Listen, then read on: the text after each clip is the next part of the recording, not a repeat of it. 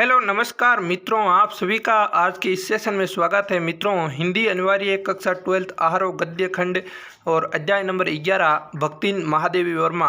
सबसे पहले तो मैं आपसे यही बात करने वाला हूं कि जो महादेवी वर्मा का जो परिचय है ना, जो कवि परिचय है इनका दोस्तों, जो कवित्री परिचय है इनको दोस्तों अच्छी तरीके से याद करके जाए। जयशंकर प्रसाद के जो कवि परिचय है उसको अच्छी तरीके से याद करके जाएं। इन दोनों को दोस्तों, दोनों में से एक का कवि परिचय निश्चित रूप से बोर्ड एग्जाम में आने की पूरी संभावना है। आप अच्छी तरीके से मतलब पढ़ करके ज़रूर जाए। इससे मैं आगे की बात करूं तो मित्रों, आप सभी का एग्ज़ाम 8 तारीख को है, तो उसको अच्छी तरीके से देख करके आना।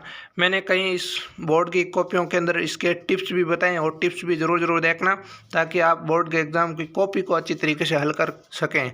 तो मित्रों, बिना समय गंवाए आज के इस सेशन की शुरुआत करते हैं। सेशन अच्छा लगे तो सेशन को लाइक करना, चैनल को सब्सक्राइब करना और अपने मित्रों को शेयर ज़रूर करना। मित्रों, हमारा पहला लघुत्रात्मक प्रश्नों से शुरुआत होती है। पहला हमारा प्रश्न है मित्रों, मेरे भ्रमण की एकांत साथिन भक्तिन ही रही, महादेवी वर्मा के इस कथन का अर्थ स्पष्ट कीजिए। तो मित्रों, इसका राइट आंसर है, लेखक जब भी किसी स्थान की यात्रा करने के लिए निकलती थी, लेखिका है जो जब भी किसी स्थान की यात्रा करने निकलती थी तो भक्तिन उसके साथ हो जाती थी। किसी धार्मिक स्थल जैसे बद्री केदार की यात्रा में ऊंचे नीचे दुर्गम रास्तों में भी लेखिका की पथ प्रदर्शक बनकर चलती। गांवों में धूल भरे मार्गों पर लेखिका के साथ छाया बनाकर चलती रहती थी। इसलिए भक्तिन लेखिका की एकांत की साथिन बनकर रही। तो इम्पोर्टेंट प्रश्न है मित्रों, एग्जाम के अंदर ये प्रश्न पूछा जा सकता है। अगला हमारा दूसरा प्रश्न है, भक्तिन का दुर्भाग्य उसके लिए किस प्रकार चुनौती बन गया। तो भक्तिन का दुर्भाग्य है उसके लिए किस प्रकार चुनौती बन गया। तो इसका राइट आंसर है मित्रों, भक्तिन के पति की असामाजिक मृत्यु तथा कुछ समय पश्चात उसके दामाद की मृत्यु ने भक्तिन को भीतर तक झकझोर दिया। कुछ निर्णय ग्राम की पंचायत ने उसकी आशा के विरुद्ध कर दिया। जमींदार का लगान समय पर नहीं चुका पाने के कारण उसे अपमान का सामना करना पड़ा और इन समस्त कारणों से भक्ति का दुर्भाग्य उसके सामने चुनौती बन गया था। मित्रों, इंपॉर्टेंट प्रश्न है, जो भक्तिन का दुर्भाग्य उसके लिए किस प्रकार चुनौती बन गया। तो अच्छा प्रश्न है मित्रों कि भक्तिन के पति की असामाजिक मृत्यु क्या होती है तथा कुछ समय पश्चात उसके दामाद की मृत्यु ने भक्तिन को भीतर से क्या कर दिया मित्रों, झकझोर कर दिया। और कुछ निर्णय ग्राम की पंचायत ने उसकी आशा के विरुद्ध कर दिया। जमींदार का लगान समय पर नहीं चुका पाने के कारण उसके अपमान का सामना करना पड़ा। इन समस्त कारणों से भक्तिन का दुर्भाग्य उसके सामने चुनौती बन गया था। तो ये इंपॉर्टेंट प्रश्न है मित्रों, इसको अच्छी तरीके से याद जरूर करें। नेक्स्ट हमारा तीसरा प्रश्न है, भक्तिन की चारित्रिक विशेषताओं को स्पष्ट कीजिए। वेरी इंपॉर्टेंट प्रश्न है मित्रों, ये प्रश्न पूछा जा सकता है, ये आपके सीधा पेपर में छपने वाला प्रश्न है मित्रों। भक्तिन की चारित्रिक विशेषताओं को स्पष्ट कीजिए। तो पहली विशेषता है दोस्तों, भक्तिन है वो स्वाभिमान, कर्मठ, वह कर्तव्यपरायण नारी के गुण थे। दोस्तों, जो भक्तिन में स्वाभिमानी, कर्मठ एवं कर्तव्यपरायण नारी के गुण थे। दूसरा है पति की असामयिक मृत्यु के यानी अचानक मृत्यु के बाद भी परिस्थितियों का सामना करती रही। दोस्तों मित्र, मैंने यहाँ पर बिल्कुल थोड़ा सा यहाँ गलत छपा हुआ है, तो आपको यहाँ असामयिक है, ठीक है ना।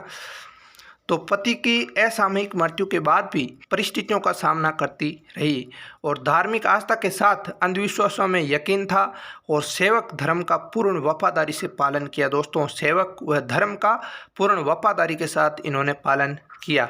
तो आपको भी अपने जीवन में स्वाभिमान, कर्मठ और कर्तव्यपरायण के साथ साथ जितनी भी कठिन समस्याएं आ रही है उनका क्या करना, सामना करना जरूरी है। तब जाकर के आपको निश्चित रूप से सफलता मिलेगी। जीवन में सफल होने से पहले आपको बहुत बड़े पहाड़ आएगी, जो समस्या आप पर टूट पड़ेगी, उन समस्या से लड़ना आपको खुद को पड़ेगा। तो खुद जब लड़ोगे तो निश्चित रूप से सफल हो जाओगे। नेक्स्ट हमारा चौथा प्रश्न है मित्रों, तब मैंने समझ लिया कि सेवक का साथ टेढ़ी खीर, लेकिन ने ऐसा क्यों कहा, लेखिका ने ऐसा क्यों कहा, लेकिन नहीं है मित्रों, ठीक है। तो तब मैंने समझ लिया कि इस सेवक का साथ टेढ़ी खीर, लेखिका ने ऐसा क्यों कहा। तो इसका राइट आंसर है मित्रों, महादेवी वर्मा के जीवन में जैसे ही भक्तिन का प्रवेश हुआ उसके अगले ही दिन भक्तिन ने स्नान करके धुती हुई धोती को जल के छींटों से पवित्र कर के पहना, पीपल वृक्ष को जलाभिषेक करके नाक दबाकर 2 मिनट तक का जाप किया, रसोई में कोयले की मोटी रेखा खींचकर छुआछूत की प्रवृत्ति दिखाई तो लेखिका ने समझ लिया था कि सेवक का साथ टेढ़ी खीर है। तो ये इसका राइट आंसर है। अगला हमारा मित्रों 5वां प्रश्न है कि महादेवी वर्मा का जीवन परिचय स्पष्ट करते हुए उनका साहित्यिक लेखन में योगदान को प्रस्तुत कीजिए। इंपॉर्टेंट प्रश्न है मित्रों, अच्छी तरीके से याद करने की कोशिश कीजिए। महादेवी वर्मा का जन्म सन 1907 में फर्रुखाबाद उत्तर प्रदेश में हुआ था।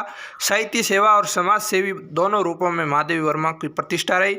महात्मा गांधी की दिखाई राह पर अपना जीवन समर्पित कर उन्होंने शिक्षा और समाज कल्याण के क्षेत्र में निरंतर कार्य किया। नारी समाज में शिक्षा प्रसारण के उद्देश्य से उन्होंने प्रयोग महिला विद्यापीठ की स्थापना की और साहित्य जगत के क्षेत्र में अपनी बहुमुखी प्रतिभा को दिखाते हुए इनकी कुछ प्रसिद्ध रचनाएं हैं। जैसे मित्रों इनकी प्रमुख रचनाएं ही है दीपशिखा, यामा, श्रृंखला की कड़ियाँ, अतीत के चलचित्र, मेरा परिवार। भारतीय ज्ञानपीठ पुरस्कार से सम्मानित इस प्रतिभा का सन 1987 में इलाहाबाद में इसका क्या हो जाता है, निधन हो जाता है। तो ये मित्रों अति महत्वपूर्ण है। ज्ञानपीठ पुरस्कार दोस्तों सम्मानित है ये प्रतिभा और इनकी मृत्यु कहाँ हो जाती है 1987 में इलाहाबाद के अंदर महादेवी वर्मा का निधन हो जाता है। तो आप सभी को ये अच्छी तरीके से याद करके जाना है। वेरी इंपॉर्टेंट दोस्तों कवित्री परिचय है, तो इनको आप अच्छी तरीके से पढ़ करके जरूर जाएँ। अगला और इनकी जो 5 रचनाएं हैं दीपशिखा, यामा, श्रृंखला की कड़ियाँ, अतीत के चलचित्र और मेरा परिवार। ठीक है, तो आपको इस ट्रिक भी बना सकते हो, मेरे परिवार में अतीत के चलचित्र, दीपशिखा, यामा, श्रृंखला की कड़ियाँ, इस प्रकार से कोई ट्रिक बना करके याद रख लेना। ठीक है, अगला हमारा जो है निबंधात्मक प्रश्न है महादेवी वर्मा ने भक्ति संस्करणात्मक रेखा चित्र का मुख्य भावार्थ स्पष्ट कीजिए।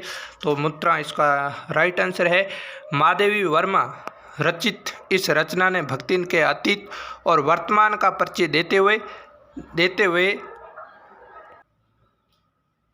देते हुए उसके व्यक्तित्व का बहुत दिलचस्प खाका प्रस्तुत किया गया।